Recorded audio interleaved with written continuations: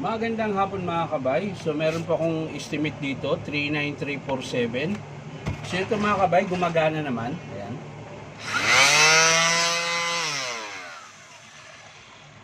Dami lalikabok.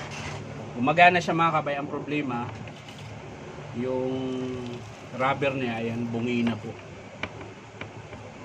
Tapos, malakas po yung palag. Ayan, gumagalaw na. So, titingnan natin mga kabay. Tara, samahan niyo. So, yan mga kabay. Nakalas ko na po.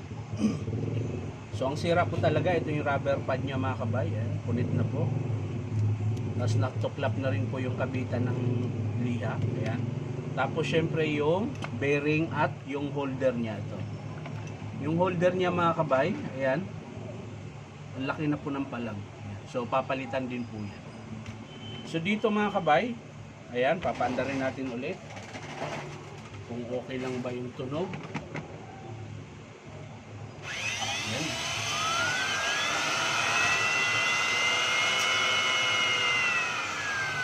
So ang tining pa po, wala pong problema dyan. Medyo lilinisin lang po ito dahil ang dami pong dumi.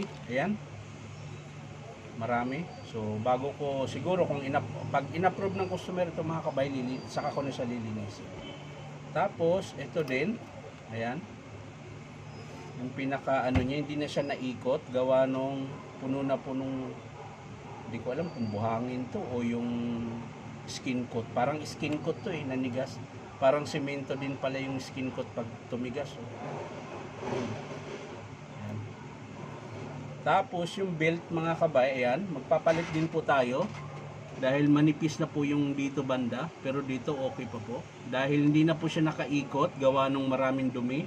So medyo parang nakalangan dito, kaya hindi pantay yung kain. Ayan. So papalitan din po natin to. So bali ang papalitan dito mga kabay, rubber pad, bearing, tsaka yung housing niya, ito, at yung belt niya.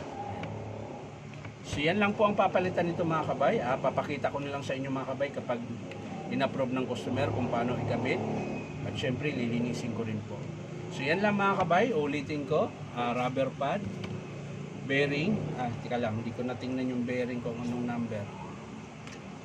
Dahil puno na po ng alikabok. So sisilipin natin yung bearing kung anong number. Sana makita pa. Ayun.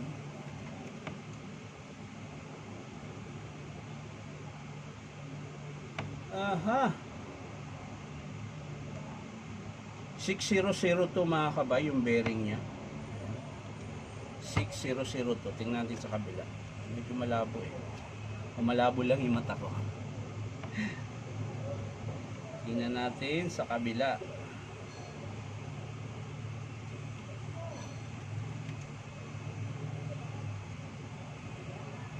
So yan mga kabay, 6002 talaga yung bearing. So yan lang mga kabay, rubber pad, yung housing, ayan, pinaka housing ng bearing, tsaka bearing na 6002 at yung belt niya. So yan lang po yung papalitan mga kabay kung sakasakaling i-approve ng customer. So yan lang mga kabay, maraming salamat sa panonood at pa-like and share na rin po. At syempre po, baka naman pwedeng subscribe itong aking YouTube account na Inong Tapik. So maraming salamat mga kabay. Bye-bye.